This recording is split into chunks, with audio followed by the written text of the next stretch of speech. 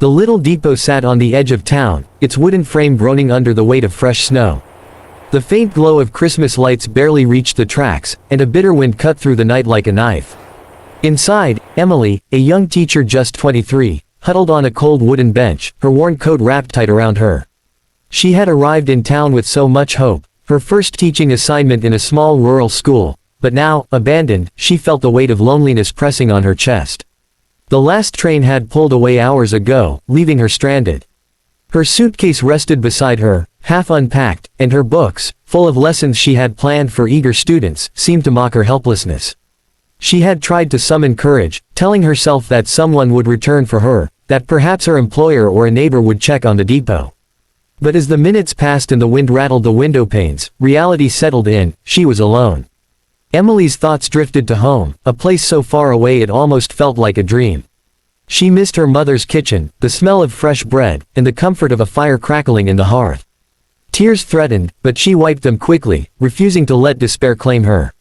Instead, she pulled her coat closer, tucked her knees to her chest, and tried to focus on the rhythmic ticking of the old clock on the wall.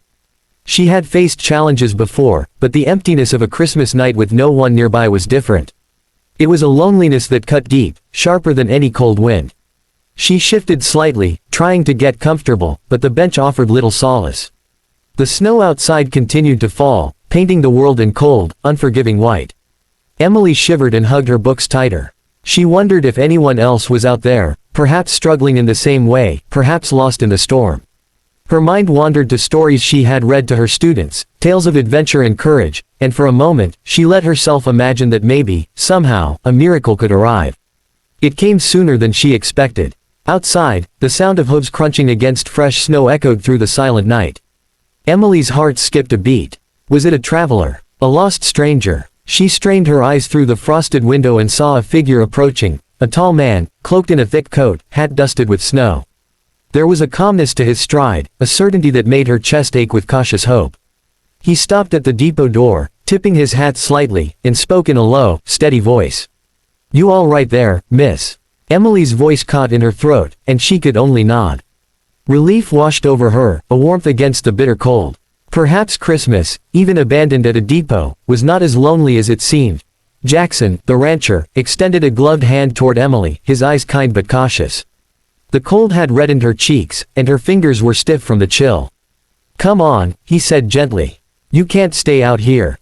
The snow's thick, and it's too late for anyone to be wandering around."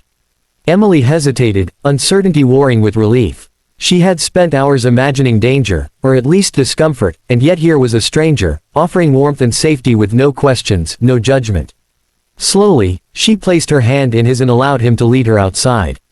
The wind whipped around them as they stepped onto the snow-packed platform. Jackson's wagon awaited, the horses stamped and shook off flakes of snow, their breath curling into the cold night air. Emily clutched her coat tighter, trying to keep the cold from seeping into her bones, but the warmth in her chest grew stronger.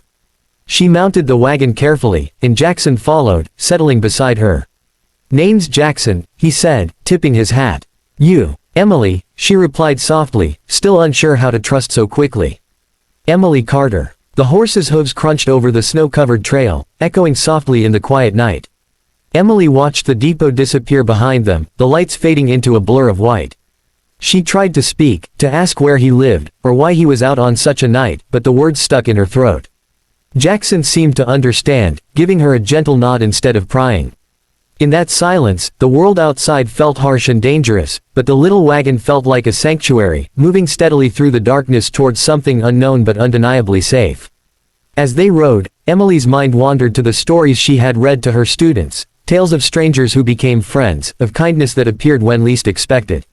She had never thought her own life could mirror such stories, yet here she was, a young teacher abandoned on Christmas night, being guided to safety by a stranger who seemed almost like a character out of one of her books.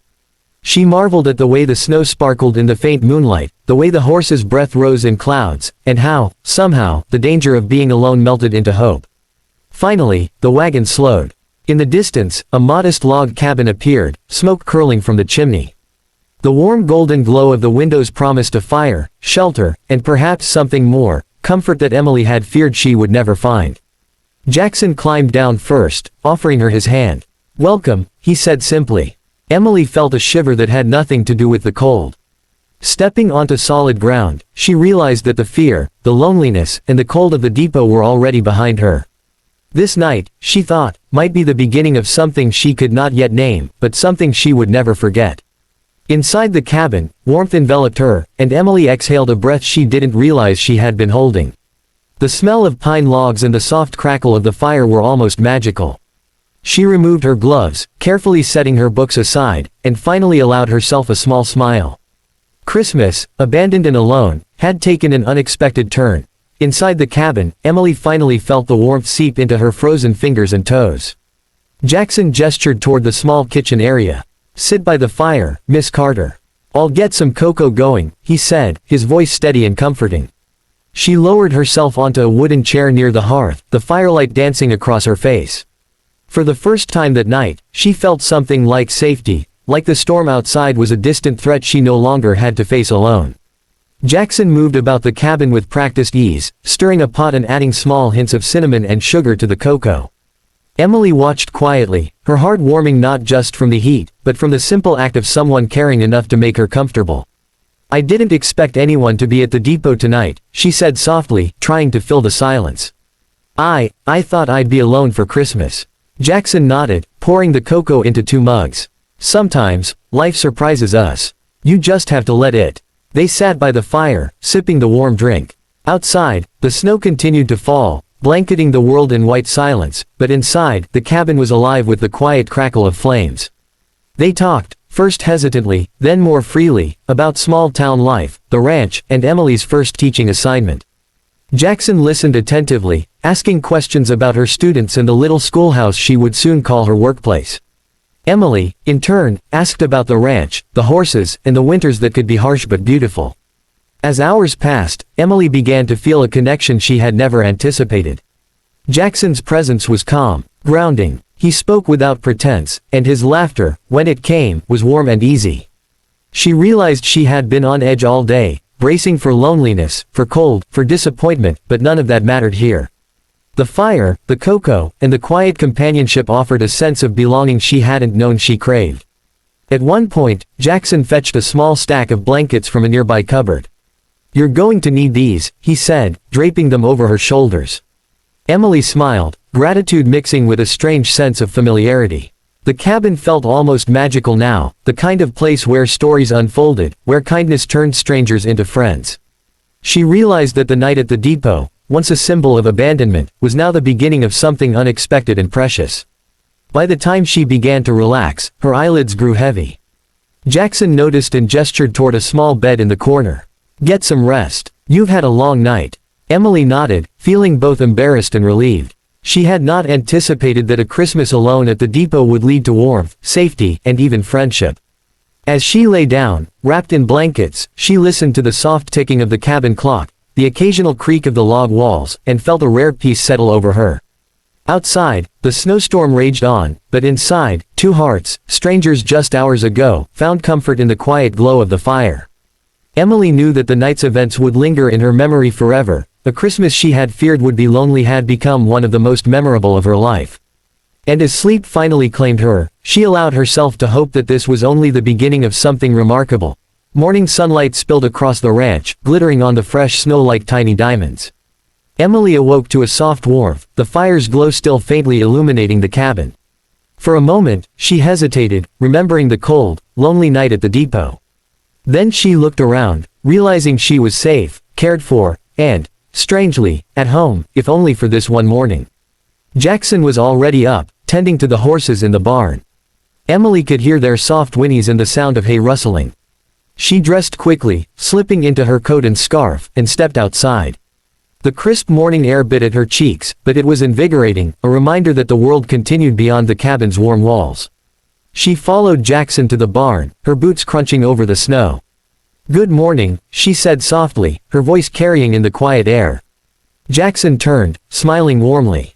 "Morning, Emily. Ready to start the day?"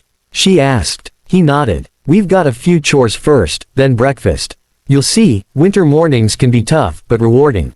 Together, they moved among the horses, Emily helping to feed them, brushing their coats, and marveling at the way Jackson handled them with calm authority. She felt useful, her nervousness slowly fading into quiet confidence.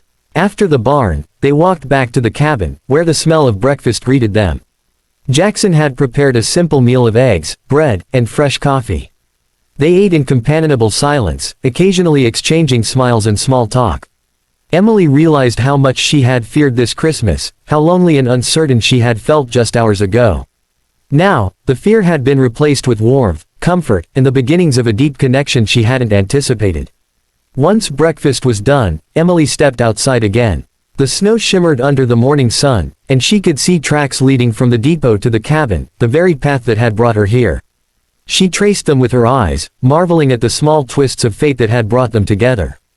Jackson approached, leaning slightly against the cabin doorframe. "You can stay as long as you need," he said simply, sincerity in his voice.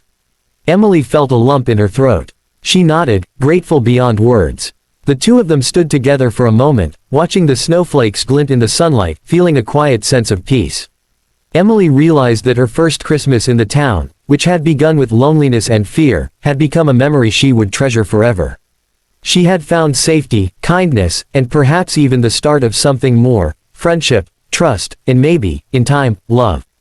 As she glanced back at the cabin, Emily knew one thing for certain: the night she had been abandoned at the depot had changed her life. What had seemed like despair had led her to warmth, connection, and a new beginning. Jackson's presence was steady and kind, a reminder that even the coldest nights could be followed by mornings full of hope. And with that thought, Emily felt a joy she had never known, ready to face whatever came next, not alone, but with someone who cared by her side. Now the full story is complete.